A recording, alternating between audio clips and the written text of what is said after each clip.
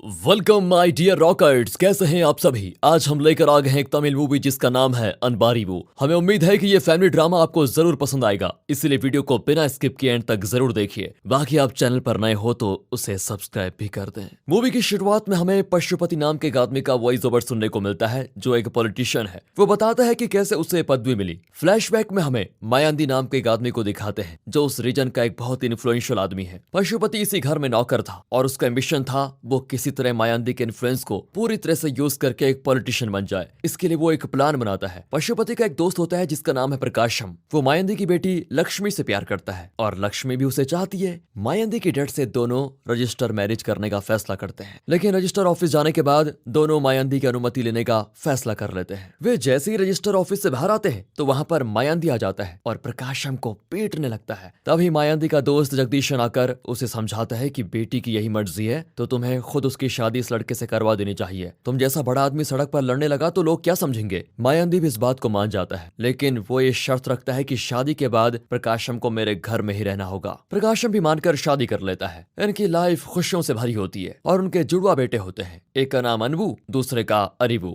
पशुपति को प्रकाशम से अब चिढ़न होने लग जाती है, क्योंकि अब मायांदी तो अपने दामाद को इलेक्शन में टिकट दिलवाएगा, ना कि पशुपति को। मायांदी और जगदीशन बात कर ही रहे होते हैं कि इलेक्शन में हम प्रकाशन को टिकट दिलवाएंगे। तभी पशुपति आकर कहता है कि आपने तो मुझे सीट देने का वादा किया था, उसका क्या। पर जगदीशन कहता है कि तुम्हें जल्दी क्या है, 2-3 साल बाद तुम्हें जरूर मौका मिलेगा, अब जाकर अपना काम करो। पशुपति गुस्से में एक साजिश करता है। वो प्रकाशम के पास जाकर उसे उकसाता है कि गांव के लोग तुम्हें घर जमाई नहीं मायांदी का नौकर समझते हैं। फिर वो मायांदी की सेवा करते हुए उसके कान भरता है कि आपका दामाद तो आपकी इज्जत ही नहीं करता। इस तरह वो दोनों के बीच में फूट डालता है और प्रकाशम अपनी पत्नी को लेकर घर से निकल जाने की बात करता है, लेकिन लक्ष्मी अपने पिता को छोड़कर नहीं जाना चाहती। फिर प्रकाशम अपने एक बेटे को लेकर वहां से जाने की कोशिश करता है, लेकिन मायांदी और उसके आदमी बच्चे को छीन लेते हैं। रात को प्रकाशम सबसे छुपकर एक बच्चे को उठाकर बाहर आ जाता है और पशुपति जो सारा षड्यंत्र रच रहा था वो प्रकाशम को गांव से निकलने वाली एक बस में बैठा देता है। तभी जगदीशन वहां पर आकर प्रकाशम को समझाकर घर लाने की कोशिश करता है, लेकिन पशुपति जगदीशन का गला काटकर उसे मार डालता है। फिर वहां पर दंगा फसाद जैसी सिचुएशन को क्रिएट करके पशुपति मायांदी को बताता है कि किसी ने जगदीशन का गला काट दिया। मायांदी अपने दोस्त को खोकर बहुत रोता है। फिर आखिरकार मायांदी पशुपति को इलेक्शन में टिकट दिलवा ही देता है और इस तरह मैं बन गया पॉलिटिशियन।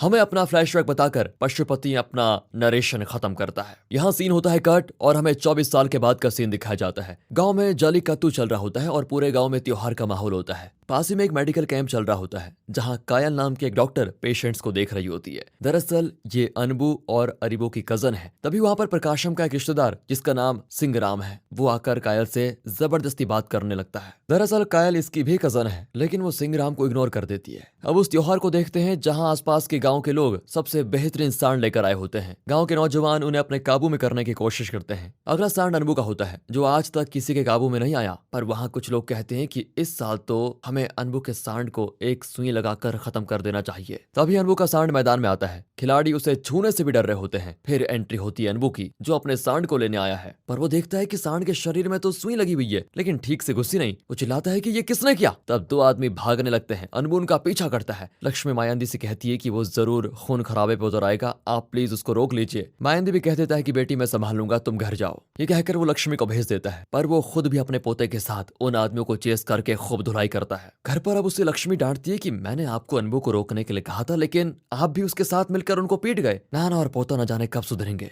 ये दोनों नाना और पोता कम दोस्त ज्यादा लग रहे हैं। अगले दिन अनबू का जन्मदिन होता है तो प्रकाशम के रिश्तेदार उनका जन्मदिन सेलिब्रेट करते हैं, लेकिन कायल के पिता डांटते हैं कि वो प्रकाशम का बेटा नहीं मायांदी का पोता है और मायांदी हमारा दुश्मन, उसका जन्मदिन मनाने की कोई जरूरत नहीं है। वहां अनबू का दोस्त उससे पूछता है कि यार तुमने उन लोगों को कुछ ज्यादा नहीं पीट दिया, इतनी ताकत तुम में आई कहां से। अनबू कहता है कि जब मैं किसी को मारता हूँ ना तो उसकी जगह पर अपने बाप को इमेजिन करता हूँ, इसलिए इतना जम के पीट देता हूँ। दरअसल अनबू को अपने पिता से इतनी नफरत है। अगले सीन कनाडा में दिखाते हैं जहां प्रकाशम अब बड़ा बिजनेसमैन बन चुका है। एक चैनल के लिए वो इंटरव्यू देता है तो वे पूछते हैं कि आपकी फैमिली के बारे में बताइए। प्रकाशम बताते हैं कि मेरे लिए मेरा बेटा ही सब कुछ है। अब अनबू के जुड़वा भाई अरिबू को दिखाते हैं जिसे प्रकाशम 24 साल पहले यहाँ पर लेकर आ गया था। आज उसका जन्मदिन है तो केक कटिंग भी होती है। यह है अरिबू की बेस्ट फ्रेंड यालिनी। केक कट करके अरिबू अपनी माँ की फोटो के पास जाता है। दरअसल प्रकाशम ने इससे झूठ बोला होता है कि तुम्हारी माँ मर गई थी, इसलिए वो बहुत ही इमोशनल होकर अपनी माँ की फोटो देखने लगता है। प्रकाशम की दीदी कहती है कि इस बार तो उसे सच बता दो, पर प्रकाशम नहीं बताना चाहता।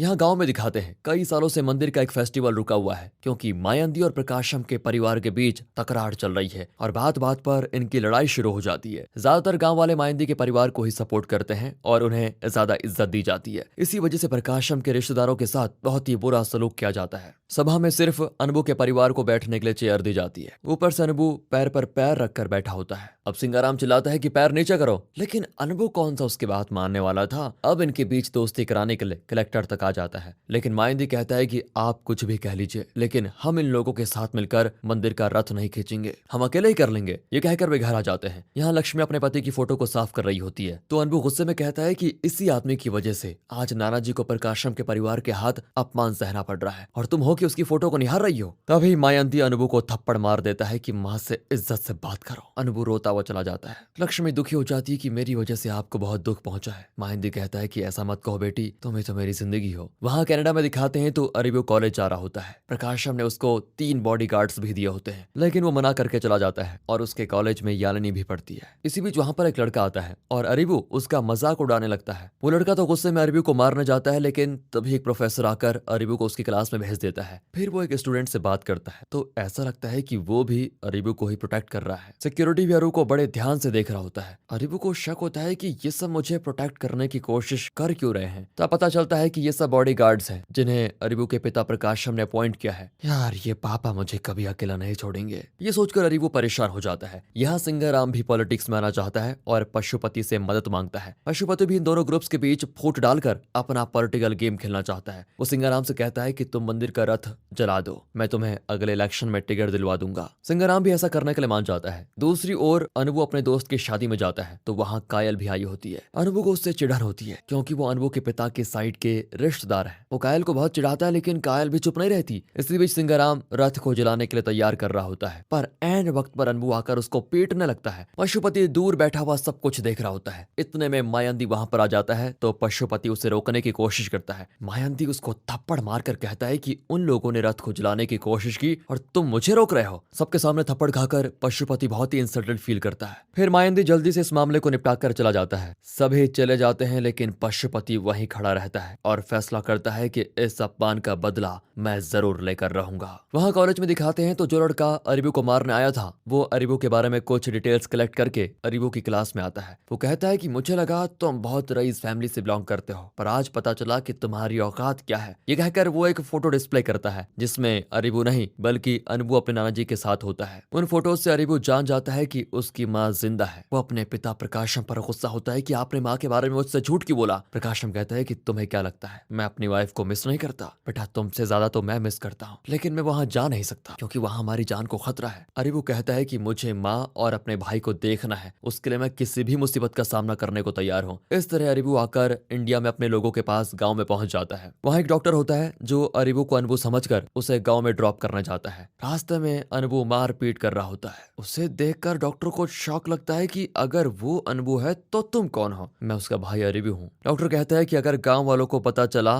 तो मुझे यहीं पर काट फेंकेंगे। वहाँ अनबू उन लोगों की मार खा रहा होता है, तो अरिबू अपने भाई को बचाने जाता है, लेकिन उसके 3 बॉडीगार्ड्स यहाँ भी पहुंच चुके होते हैं और वो अनबू को बचा लेते हैं। अरिबू अनबू को उठाने जाता है तो अनबू अरिबू को देखकर अगले ही सेकंड बेहोश हो जाता है। कट करके हॉस्पिटल में दिखाते हैं कि अनबू बेहोश पड़ा है। लक्ष्मी और मायंदी उसे देखने आते हैं, तो डॉक्टर कहता है कि चिंता मत कीजिए, इसे बस थोड़ा आराम करने की जरूरत है, आप जरा बाहर जाइए। उनके जाने के बाद अनबू जाग जाता है। दरअसल ये अनबू नहीं अरिबू है। तभी वहां पर कायल आती है और डॉक्टर उसे सब कुछ बता देते हैं। अरिबू कहता है कि मैं अनबू बनकर अपनी माँ के पास रहना चाहता हूँ, प्लीज मेरी हेल्प कीजिए। कायल भी मान जाती है, लेकिन तुम्हारा बॉडी लैंग्वेज और बोलने का तरीका देखकर वो एक पल में पता लगा लेंगे कि तुम अनबू नहीं हो, पर मैं तुम्हें ट्रेन कर सकती हूँ। ये कहकर कायल उसे अनबू के वीडियोस दिखाती है कि वो कैसे बिहेव करता है, कैसे बोलता है। अरिबू भी थोड़ी बहुत सीख लेता है। वहाँ अनबू को होश आता है तो वो समझ नहीं पाता कि वो कहाँ पर है। दरअसल वो अरिबू की जगह पर है कनाडा में। वहाँ अपनी माँ की फोटो को देखकर वो कंफ्यूज्ड होता है। तभी प्रकाशम आ जाता है। वो बताता है कि तुम्हारा भाई अनबू अपनी माँ के पास रहना चाहता था, इसलिए तुम्हें कुछ दिन यहाँ पर एडजस्ट करना पड़ेगा।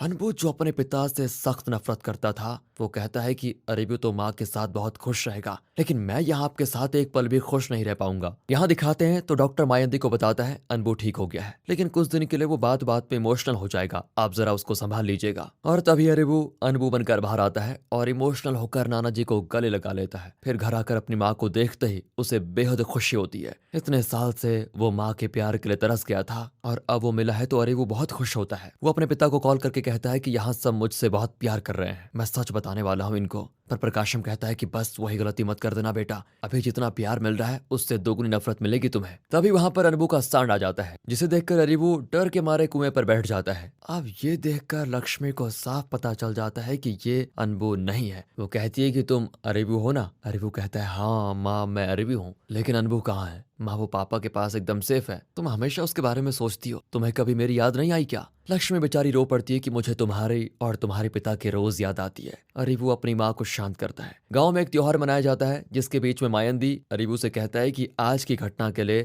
तैयार हो जाओ। अरीबू की समझ में नहीं आता कि घटना क्या होती है। वो गूगल पर सर्च करता है तो उसमें घटना का मतलब इंसिडेंट लिखा होता है। वो डॉक्टर से पूछता है कि ये किस घटना की बात कर रहे हैं। डॉक्टर कहता है अरे यार यहाँ पर घटना का मतलब इंसिडेंट नहीं बल्कि युद्ध है, युद्ध। मारपीट घाट खून खराबा होने जा रहा है। इतने में युद्ध शुरू हो जाता है। लड़ाई के बीच मायंदी एक वेपन उठाकर अरीबू की ओर फेंकता है, पर वो अनबू की तरह उसे पकड़ने के बजाय दूर हट जाता है। मायंदी को अब उस पर शक होने लगता है, लेकिन वो खुद ही इस युद्ध को निपटा देता है। उससे भी पता चल जाता है कि ये अनबू नहीं अरीबू है। अरीबू कहता है कि नाना जी मैं आपको सब कुछ सच बताना चाहता हूँ, मुझे अपने मुंह से नाना जी मत कहो, मैं सिर्फ अनबू का नाना जी हूँ। तुम यहाँ से चले जाओ और अनबू को यहाँ भेजो। अरीबू कहता है कि मैं अपनी माँ के लिए यहाँ पर आया था, अगर वो जाने को कहेंगे तो मैं चला जाऊंगा। लक्ष्मी रोते हुए कहती है कि सिर्फ अनबू मेरा बेटा है, तुम नहीं, तुम चले जाओ। और ये सुनकर अरीबू बहुत दुखी हो जाता है कि माँ ये क्या कर रही है। वहाँ कनाडा में दिखाते हैं तो अनबू अरीबू के बॉडीगार्ड्स के साथ खेल रहा होता है। वो पूछता है कि अगर मुझे किसी को मारने का मन करे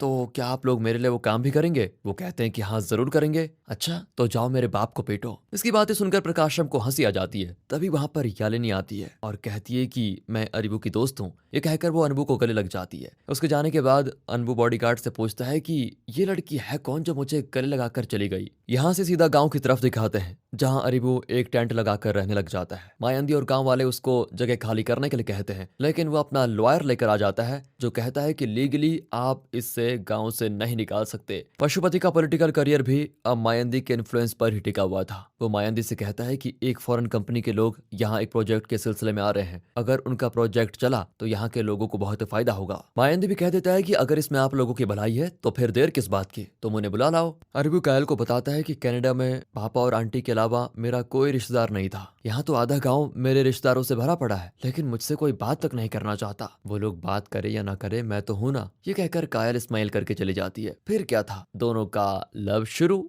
वहां अनबू कोई आइटम नंबर बजाकर बॉडीगार्ड्स को नचा रहा होता है। तभी प्रकाशम का एक दोस्त घर आता है। अनबू उससे कहता है कि आप दिखने में तो बड़े डिसेंट लगते हैं, लेकिन इस आदमी से दोस्ती क्यों की आपने? ये तो अपनी पत्नी और बेटे को छोड़कर यहाँ बड़ा बिजनेसमैन बना फिर रहा है। प्रकाशम का दोस्त चुपचाप चला जाता है। प्रकाशम भी बहुत दुखी होता है कि बेटा कैसी बातें कर रहा है। अनबू अब नाना जी को कॉल करके कहता है कि आपने अरीबू को वहां रहने ही क्यों दिया? मैं तो यहाँ अपने बाप की ऐसी की तैसी कर रहा हूँ, आप भी उसे इतना परेशान कीजिए कि वो भाग जाए। नाना जी भी उसकी बात मान जाते हैं। अरीबू और कायल एक जगह बैठकर बातें कर रहे होते हैं कि वहां सिंगाराम आ जाता है। वो अरीबू को डांटता है कि इस वक्त तुम कायल के साथ क्या कर रहे हो? मेरी और इसकी शादी होने वाली है। कायल कहती है तुमसे किसने कहा कि मैं तुमसे शादी करूंगी? मैं तो अरीबू से शादी करने वाली हूँ। ये सुनकर अरीबू बहुत खुश होता है। सिंगाराम फिर उसको वॉर्न करके चला जाता है, लेकिन तभी एक गैंग आकर अरीबू का टेंट उखाड़ देती है और उसे पीटने भी लगती है। दरअसल इन्हें मायंदी ने यहाँ भेजा था, लेकिन तभी वहां पर अनबू का सांड आ जाता है, जिसको देखकर वो गैंग भाग जाती है। सांड अरीबू के पास जाकर खड़ा हो जाता है। कायल कहती है कि अब तुम्हें यहाँ नहीं रहना चाहिए। अरीबू भी कह देता है कि मैं कहीं नहीं जाऊंगा। अगले दिन उखड़ा हुआ टेंट को देखकर पशुपति और मायंदी दोनों ही बड़े खुश हो जाते हैं। अब उस फॉरेन प्रोजेक्ट के बारे में बात करने के लिए गांव की सभा बैठती है। मायंदी गांव वालों से उस प्रोजेक्ट के बारे में बताता है और उनकी सहमति मांगता है। वे भी मान जाते हैं कि इसमें गांव की भलाई है, लेकिन तभी अरीबू आकर उस प्रोजेक्ट की कमियां पॉइंट आउट करता है। तो लक्ष्मी भी कहती है कि अरीबू ठीक कहता है, हमें जरा सोच समझ कर आगे बढ़ना चाहिए। मायंदी भी पशुपति को मना कर देता है। अब पशुपति चिढ़ जाता है कि अगर ये प्रोजेक्ट शुरू हो जाता तो मेरे लॉकर में करोड़ों रुपए जमा हो जाते और मैं मायंदी की मेहरबानी के बिना ही इलेक्शन में जीत जाता। इस बूढ़े ने सब कुछ मिट्टी में मिला दिया।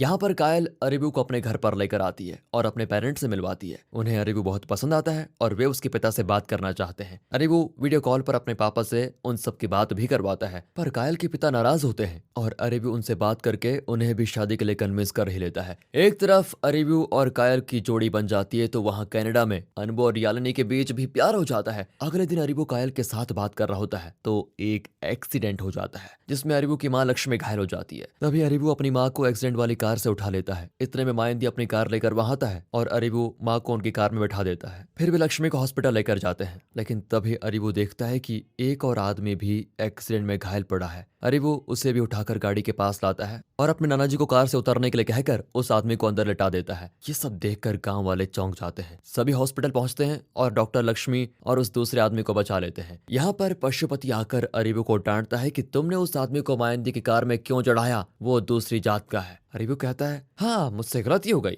ये कहकर वो सबके सामने डॉक्टर से पूछता है आपने मेरी माँ को जो ब्लड दिया था वो हमारी जात वाले का था ना कि दूसरी जात का। डॉक्टर भी चिल्लाता है कि अबे पढ़ा लिखा होकर तू ऐसी बातें कर रहा है। अरीबू कहता है कि अगर आपने मेरी माँ को दूसरी जात का खून चढ़ाया है तो उसे तुरंत निकाल दीजिए। और ये सुनकर मायंदी गुस्से में अरीबू को मारने लगता है कि तुम अपनी माँ को मारने पे तुले हो। अरीबू कहता है कि नाना जी वाह, जब दूसरों की बारी आए तो जात पात और जब अपनी बारी आए तो बस कोई जात पात नहीं। क्या इस तरह की बेवकूफी करते रहेंगे आप लोग? आपने मेरे भाई अनुभव को भी यही शिक्षा दे रखी है, इसी वजह से वो हर जगह मारपीट करता रहता है। कम से कम अब तो आप लोग बदल जाइए। वैसे दोस्तों अगर आपको अरीबू को ये बात अच्छी लगी हो तो लाइक कीजिएगा। अब अनुभव का दोस्त जो अरीबू से बात तक नहीं करता था वो कहता है कि हाँ भाई तुम बिल्कुल ठीक कह रहे हो, आज तक मैं भी ऐसी ही गलती कर रहा था, मुझे माफ कर दो। ये कहकर वो अरीबू को गले लगा लेता है। दूसरी ओर पशुपति उस फॉरेन कंपनी को बता देता है कि गांव वाले प्रोजेक्ट में कुछ बदलाव चाहते हैं। कंपनी का मालिक भी उसके लिए मान जाता है। पशुपति बहुत खुश होता है क्योंकि अब उसे करोड़ों रुपए मिलने वाले हैं। तभी वहां पर अरीबू आता है। वो कहता है कि अब तक इस गांव में जाति के आधार पर जो भी लड़ाई दंगा फसाद हुआ उन समय तुम्हारा हाथ नजर आता है। आज एक्सीडेंट भी हुआ